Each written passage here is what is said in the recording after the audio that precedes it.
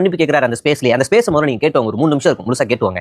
மேல நம்பிக்கை வச்சவங்களுக்கு யாருக்கும் நான் அந்த மாதிரி ஒரு மோசமான வேலையை செஞ்சதில்லை. இந்த ஸ்பேஸ்ல இருக்கிற எல்லாத்தையும் எல்லா பெண்கள்கிட்டையும் நான் மன்னிப்பு கேட்டுக்கிறேன். என்னோட லைஃப்ல இனிமேல் இது மாதிரி ஒரு விஷயத்த என்னைக்குமே பண்ண மாட்டேன் அப்படின்ற ஒரு அசூரன்ஸையும் நாங்கள் கொடுக்குறேன். ஏன்னா மற்ற ஆட்களை விட எனக்கு இந்த சோசியல் மீடியாவில் எனக்கு ஒரு பிரச்சனை வந்தப்போ என் கூட சப்போர்ட்டா என்ன ஸ்பேஸுக்கு ஒரு சீஃப் கெஸ்ட்டாக கூப்பிட்டு பேச வச்சவங்களோட நம்பிக்கை எல்லாத்தையும் உடைக்கிற மாதிரி நான் கடந்த காலங்கள் நடந்துக்கிட்டேன் அப்படின்றத ரொம்ப வருத்தத்தோட பதிவு பண்ணிக்கிறேன்.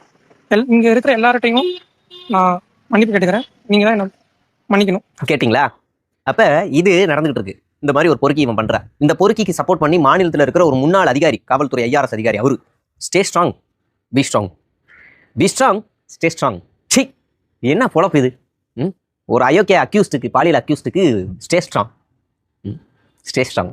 என்ன கட்சி, என்ன பொழப்பு? சரி, அப்படிதான் தோணுது. சரி, அது ஒருத்தனையும் இவனை பற்றிலாம் பேசணுமா, இந்த மாதிரி ஆளுங்களாம் அசிங்கப்படுத்தணுமா, எக்ஸ்போஸ் பண்ணுமான்னு எனக்கே ஒரு மாதிரி அருவருப்பா இருக்கு, உடம்பு கூசுது.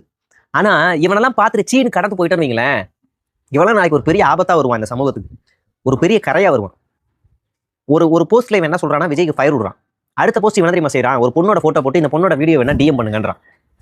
மறுபடியும் இன்னொரு விஜய்க்கு ஃபயர் விடுறான். அடுத்த போஸ்ட்ல என்ன சொல்றான்னா, இந்த கப்பல் பத்தின வீடியோ யாரெல்லாம் என்ன பார்க்கலையோ எனக்கு DM பண்ணுங்கன்றான். எவ்வளவு அயோக்கியத்தனமான ஒரு செயல் பாருங்க. அந்த ஸ்கிரீன்ஷாட்டை நீங்களே பாருங்க.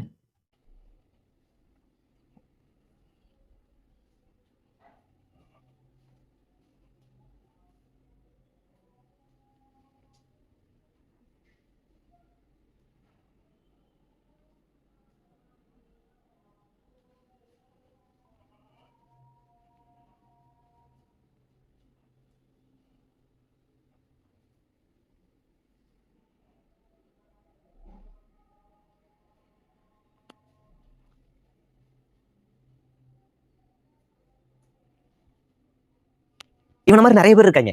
எக்ஸ்போஸ் பண்ணி தான் ஆகணும், வேற வழியே இல்லை, எப்படிதான் ஆகணும். சரி, இதெல்லாம் தலைவர் கேட்கிறாரா அப்படின்னு கேட்டா, தலைவர் அடுத்த கட்ட பணிக்கு போயிட்டாரு.